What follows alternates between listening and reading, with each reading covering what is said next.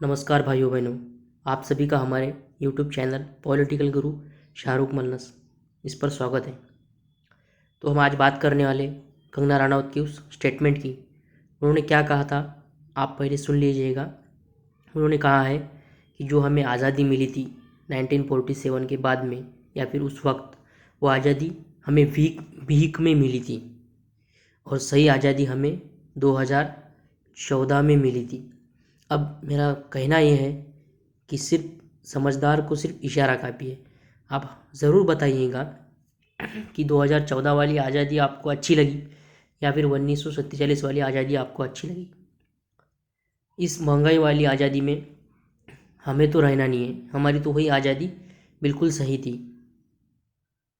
ये अलग बात हो गई महंगाई ये वो, लेकिन जिन्होंने देश के लिए इतना सब कुछ किया, आज वो ऊपर से जो अपने शहीद हुए हैं, वो शहीद लोग भी आज सोच रहे होंगे कि किन अंधभक्त और किन लोगों के लिए और किस प्रधानमंत्री के लिए हमने इस देश को आज़ाद किया। अगर देश आज आज़ाद न होता तो क्या भाजपा सत्ता में होती, क्या कांग्रेस सत्ता में होती, क्या लोग खुद अपने ज़बान से कुछ बोल सकते थे क्या? ये मुझे आप पहले बताइए। देश अगर आज़ाद न होता तो अभिव्यक्ति की आज़ादी, बोलने पर आज़ादी आपको होती क्या? अगर ऐसा कुछ आप बोल देते, अगर अंग्रेज़ों का शासन होता तो आपको फांसी पर नहीं चढ़ाया जाता। तो आज फांसी पर किसे चढ़ना चाहिए, ये जनता को समझना चाहिए। जो कंगना रनौत ने किया है, पूरे मीडिया में वही चर्चा, और इस चर्चा में अब पेट्रोल के दाम बढ़ जाने वाले हैं, 120 तक जाने वाले हैं। ये मैं आपको 100% लिख कर देता हूँ, क्योंकि वो 5 रुपये कम किया था, स्टेटमेंट आ गया, मीडिया और सब कंगना रनौत के पीछे चले गए और पेट्रोल के दाम मोदी जी आराम से बढ़ाने वाले हैं। ये बात 100% सही है। जो पीछे का एक्सपीरियंस मैं देखता आ रहा हूँ सरकार का, वो यही कहता है कि कुछ ना कुछ तो होने वाला है, महंगाई का कुछ ना कुछ नया डोज होने वाला है, वो कुछ भी हो फिर इस स्टेटमेंट के बाद में। अब बहुत से लोगों की इस पर प्रतिक्रिया, नवाब मलिक ने तो कहा है कि ओवरडोज हो गया है, काय का, ड्रग्स का। बेशक हो सकता है, जब खुद कंगना ने ही कहा है, उनका स्टेटमेंट है एक, मीट के खाने के बारे में, कुछ भी खाइए। तो मुझे लगता है नवाब मलिक ने सही कहा है कि ड्रग्स का ओवरडोज ज़्यादा हो चुका होगा। पे हो सकता है, अब लोग दारू पी के कुछ भी बकते हैं, ये बक रहे हैं। और मुझे ये नहीं समझ आ रहा, ये लेडीज़ कौन है, क्या है? ऐसे लोग देश के नागरिक हो ही नहीं सकते, और देश के नागरिक नहीं हो सकते, लेकिन इनको पद्मश्री आपने कैसे दे दिया, ये मुझे समझ नहीं आ रहा। इन्होंने स्वतंत्रता सेनानियों का अपमान किया है, इनका पद्मश्री वापस लेना चाहिए, इनका पद्मश्री वापस ले लेना चाहिए सरकार को। ये सरकार के पैरों तले की धूल समझ रही है अपने आप को, लेकिन सरकार इसे सर पर बैठा रही है, कंगना रनौत को। अब एक बात ये बॉलीवुड की है, बॉलीवुड ने देश को जितना बर्बाद किया है उतना शायद ही किसी ने किया होगा। तो इन लोगों से भाजपा सरकार क्या उम्मीद कर रही है? क्या इन्हें खासदार आम, क्या इन्हें भारत रत्न देना चाहते हैं? ये दे भी सकते, दे सकते, कोई विषय नहीं। भाजपा का तो वही है, हमारे साथ जो भी आएगा, कोई भी आओ, हमारी चापलूसी करो और भारत रत्न सीधा ले जाओ। ये चल रहा है, ये हो भी सकता है। ऐसे लोगों को अगर भारत रत्न मिल जाए तो सोचिए आप, उस भारत रत्न को भारत रत्न हम कैसे कह सकते हैं? रत्न कह सकते हैं क्या उस पुरस्कार को? फिर ऐसे लोगों को अगर भारत रत्न मिल जाए तो नहीं कह सकते, वो पुरस्कार ही नहीं रहा ना। फिर एपीजे अब्दुल कलाम को जो पुरस्कार मिलता है, अगर वही पुरस्कार कंगना रनौत जैसे गद्दार देशद्रोही को मिल जाता है, तो सोचिए आप एपीजे अब्दुल कलाम का कितना बड़ा अपमान होगा। और अन्य सभी, डॉक्टर बाबा साहेब अम्बेडकर का अपमान कर रहे हैं। डॉक्टर बाबा साहेब अम्बेडकर जैसे महान थोर पुरुष का अपमान हो रहा है, एपीजे अब्दुल कलाम जी का अपमान हो रहा है, अटल बिहारी वाजपेयी जी का अपमान हो रहा है। इन सब लोगों का अपमान ही हो रहा है, इन्हें मान नहीं मिल रहा। कुछ सीमा होती है, कुछ गरिमा होती है देश के बारे में बोलने की। बीच में कंगना रनावत के वो जो घर था उस पर बुलडोजर चलाया गया। ऐसे कई बुलडोजर चलाए जाते हैं, अतिक्रमण में तोड़ दिए जाते हैं। जब तो मीडिया इतना नहीं बकती, लेकिन जब फिर क्यों बकाया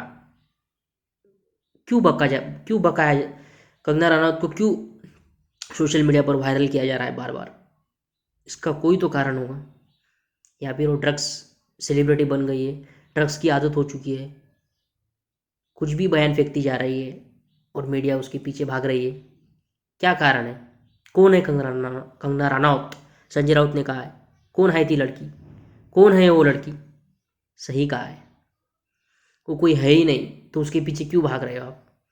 उस कंगना रनौत पर देशद्रोह का खटला दाखिल कीजिए और सख्त कार्रवाई कीजिए। जब वो उन्होंने बात कही, ये जो बात उन्होंने कही, भीख में मिली थी, भीख में नहीं मिली थी, ये उसकी होशो हयास में कही थी, क्या ड्रग्स लिया था, उसकी भी कार्रवाई होनी चाहिए, बिल्कुल होनी चाहिए। ये सादा मामला नहीं है। इतनी बड़ी सेलिब्रिटी, आप जिस देश में रह रहे हो, जिस देश को आज़ाद करने के लिए जिन स्वतंत्रता सेनानियों ने अपने प्राणों के बलिदान दिए हैं, उन्हीं की वजह से आप सेलिब्रिटी बनी हो आज़ाद देश की, और उन्हीं को कह रहे हैं कि भीख में मिली थी। अरे कैसी भी मिली हो भैया, लेकिन आज़ादी तो मिली है ना। अपने प्राण देकर आज़ादी, हिस्ट्री पढ़ी है क्या नहीं आपने? हाँ, वो विषय हो गया। तो दो आपने ये कैसा कह दिया कि 2014 में सही आज़ादी मिली है? कौन है आपके पीछे? किसने आपको ये कहने का हक दिया, स्टेटमेंट दिया? मुझे तो लगता है कि किसी राजनेता ने कहा होगा कि आप ऐसा कहिए। 2014 में ही आज़ादी मिल गई क्या हमें? सरकार आते बरबर कुछ विकास नहीं किया, कुछ नहीं किया। 2014 में आज़ादी कैसे मिल गई? क्या कांग्रेस ने आज़ादी दी क्या 2014 में लाकर? देश हो सकता है ना, 60 साल में तो कुछ किया ही होगा। तो इन्हें ये नहीं समझ में आ रहा कि आज़ादी कब मिली, कैसे मिली। 2014 में भाजपा सरकार आए बरोबर आज़ादी मिल जाती है क्या किसी को? इतना तो समझना चाहिए ना। नहीं समझ में आता तो इनके पीछे आप मत लगिए, कंगना रनौत जी के पीछे आप मत लगिए। ये नशेड़ी लोग हैं, ये बॉलीवुड वाले। जितना बॉलीवुड ने बर्बाद किया है ना, उतना हमारे टॉलीवुड ने, साउथ की फिल्मों वाले ने देश की गरिमा को बनाए रखा, हमेशा उसे ऊंचाइयों पर पहुंचाया। पुनीत राजकुमार जी, साउथ का उनका निधन हो चुका है, उनकी हिस्ट्री पढ़िए आप। बॉलीवुड वालों के पीछे मत लगिए। तो अब इनका क्या कहना आपको, क्या करते हैं ये पता है आपको? बच्चा बच्चे को बच्चा जो बच्चा होता है उसको पहले पहले बच्चा पैदा करते हैं और बाद में शादी करते हैं। और इनकी शादियाँ नहीं होती है, ये तो डायरेक्ट हो जाता है इनका सब कुछ। 2-3 शादियाँ तो एकदम से कर लेते हैं ये बॉलीवुड की असल पहचान है। सबका नहीं कह रहा हूँ मैं, लेकिन एक जनरल बात बता रहा हूँ मैं, जो है वो है, एक्चुअली फैक्ट है। हम्म। तो जो हमने कहा है आपको, कंगना रनावत जी का पुरस्कार बिल्कुल वापस लेना चाहिए, कि प्रेस कॉन्फ्रेंस बुलाकर उनको समझाना चाहिए कि आपने ये क्यों कहा, क्या इसके पीछे किसी का हाथ था, ये सब कुछ चेक होना चाहिए। ठीक है, वीडियो को शेयर कीजिएगा ताकि सबको पता चले कि फैक्ट क्या है और क्या नहीं है। चैनल को सब्सक्राइब कीजिएगा। थैंक्स, आपका बहुत बहुत शुक्रिया।